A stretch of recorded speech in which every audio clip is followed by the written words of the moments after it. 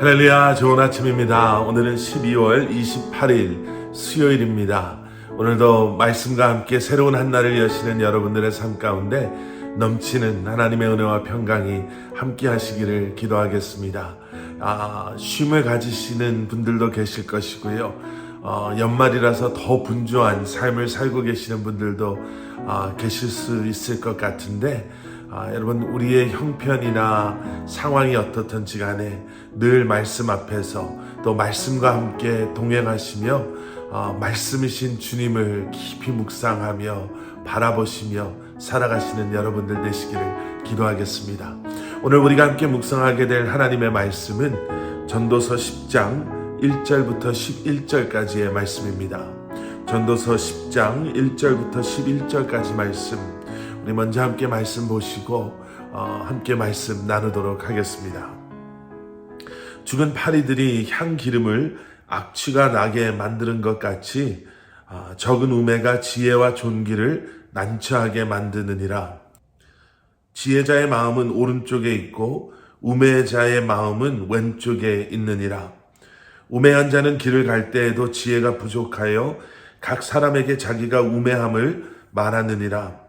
주권자가 내게 분을 일으키거든 너는 내 자리를 떠나지 말라. 공손함이 큰 허물을 용서받게 하느니라. 내가 해 아래에서 한 가지 재난을 보았노니 곧 주권자에게서 나오는 허물이라. 우매한 자가 크게 높은 지위들을 얻고 부자들이 낮은 지위에 앉는도다.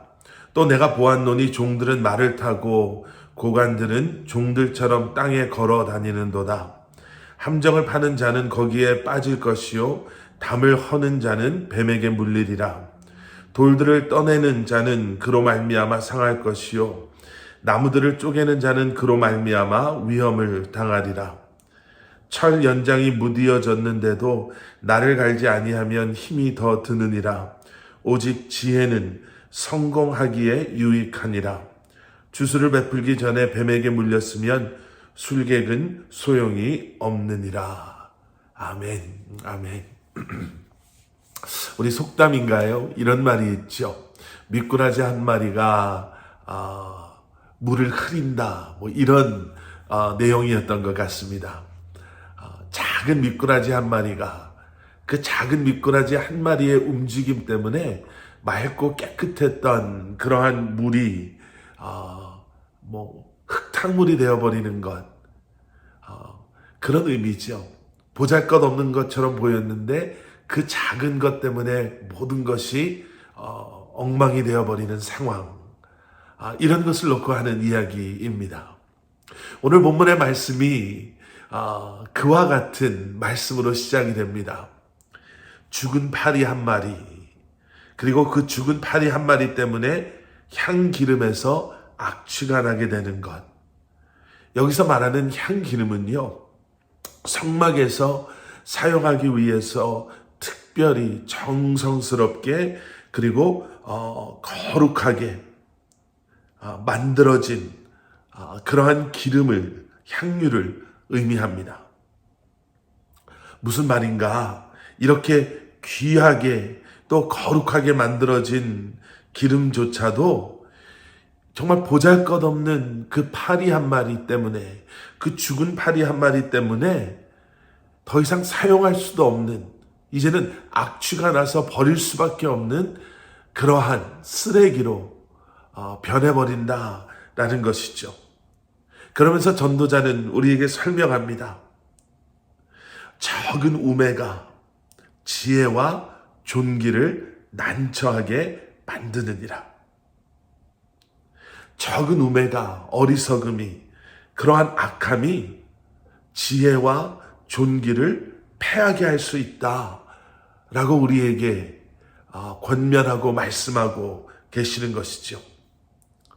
여러분, 때로는 우리의 연약함 때문에요, 아니면 우리의 교만함 때문에, 우리의 어리석고 우매함 때문에 한순간에 우리가 그동안 기도와 또 정성으로 또 헌신과 섬김으로 쌓아올린 우리의 삶이, 때로는 우리의 가정이, 또 주님의 몸된 교회가 순식간에 무너져 버리는 것을 우리가 보게 될 경우가 있습니다. 가만히 들여다보면 그렇게 대단하고 그렇게 중요한 것도 아니었는데 아이들과의 의견 차이에서라고 할까요? 서로가 가졌던 오해 때문에 아니면 풀리지 않았던 대화만 나눴더라면 쉽게 그 오해를 풀 수 있고 서로를 이해할 수 있는 그러한 상황이었음에도 불구하고 그러한 작은 오해와 작은 사고 사건 때문에 마치 미꾸라지 한 마리가 물을 흐리게 하는 것처럼 죽은 파리 한 마리가 향기름에서 악취가 나게 하는 것처럼 모든 것을 망가뜨릴 때가 있죠. 갈라디아서 5장 9절에서도 그래서 그렇게 말씀하시죠. 적은 누룩이 모든 것에 퍼져버린다. 정말 너무나도 작은 그 누룩 하나가 퍼져버리는 그러한 모습처럼 작은 것 하나가 우리의 삶을, 우리의 관계를, 너무나도 귀한 우리의 가정과 공동체를 무너뜨릴 수 있다라는 것입니다. 여러분, 사람은요, 큰 것에 관심을 두고 집중하고 그것이 더 중요하다라고 여기는 그러한 우리의 인간적인 습성이 있는 것 같습니다.